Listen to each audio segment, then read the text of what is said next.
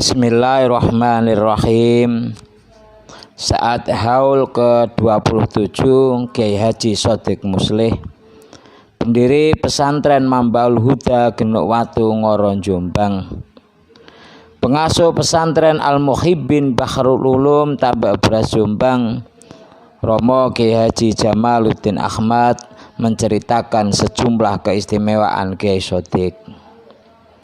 Kiai Shodiq ini namanya, perkataannya, dan firasatnya sama, Shodiq semua. Jarang ada orang yang nama dan perkataan serta perbuatannya sama seperti beliau, tutur Kiai Jamal. Kiai Jamal lantas menceritakan sejumlah mukasyafahnya Kiai Shodiq. Kiai Shodiq ini masih pakdenya Mbah Yai Jamal. Yang pertama, pada tahun 1980 Kiai Jamal pernah diajak Kiai Shodiq ke makom Mbah Shodiqun Ngoro. Setelah dari makom, Kiai Shodiq bilang, "Aku dan kamu segera berangkat haji, Mal, cuma lebih dulu kamu." Ternyata benar, pada 1981 Kiai Jamal haji, sementara Kiai Shodiq belum.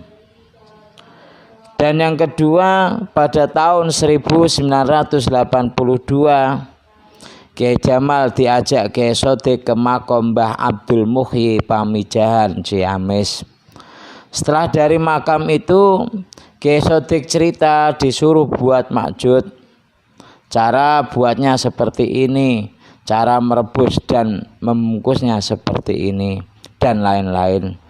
Makjud itu laris manis sampai keluar Jawa, bahkan ke Malaysia. Sehingga akhirnya terkumpul uang untuk berangkat haji buat Kiai Shodiq bersama istri pada tahun 1983. Kiai Shodiq akhirnya berangkat haji. Setelah itu Kiai Shodiq tidak buat makjud lagi karena hanya disuruh buat makjud agar bisa haji saja. Jelasnya Kiai Jamal.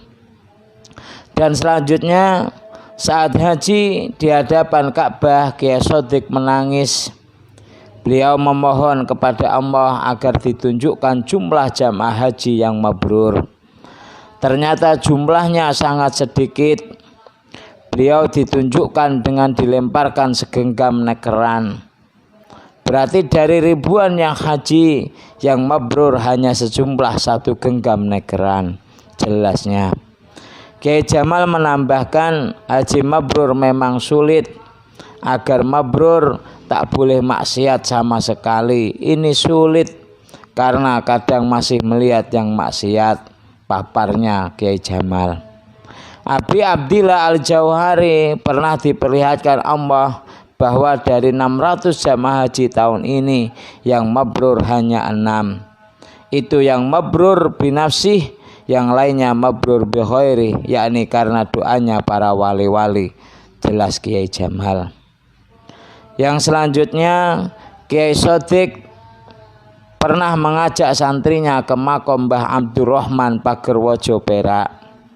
Kiai Shodiq lalu tanya kepada santrinya, "Tadi ketok opo?" Santrinya menjawab, "Saya nggambar Kiai." "Iya, tapi ketok opo?" Santrinya menjawab, "Ketok atau merasa diberi minum es degan." Karena di sekitar situ memang banyak yang jual es degan, kata Mbah Yai Jamal yang disambut tawa jamaah. Kiai Shodiq membenarkan penglihatan itu dan menyampaikan bahwa santri itu akan dikaruniai anak yang hafal Al-Quran. Ternyata benar, dari 6 anak santri itu 2 hafal Al-Quran. Yang selanjutnya, suatu hari usai ngaji malam Selasa, paginya usai jamaah subuh, Kiai Shodiq ngadep ke arah muridnya. Kiai Shodiq tanya, "Tadi ketok apa?" Santrinya jawab, "Gelambar Kiai, gelambiar Kiai." "Ya, tapi sing ketok apa?" Santrinya jawab, "Ketok Mbah Samsun Gahayam." Kiai Shodiq membenarkan, Mbah Samsun pamit hendak mati. 3 hari kemudian Mbah Samsun meninggal dunia. Dan suatu hari Kiai Sodik menyambangi mertua santrinya yang sakit. Kiai Sodik lalu pesan, mertuamu jangan ditinggal. 2 hari setelahnya mertua santri itu meninggal. Dan selanjutnya suatu hari ada murid Kiai Sodik yang tidak bisa menamah-mamah makanan, gigi jari saja tak bisa. Karena gigi atas dan bawah tak bisa ketemu, oleh dokter spesialis dia divonis kanker sehingga harus operasi. Sama Kiai Sodik, santri itu disuruh makan remasil 1, lalu tidur terlentang dan pahanya disuruh injak-injak anak kecil. Malam hari itu dilakukan, paginya sembuh.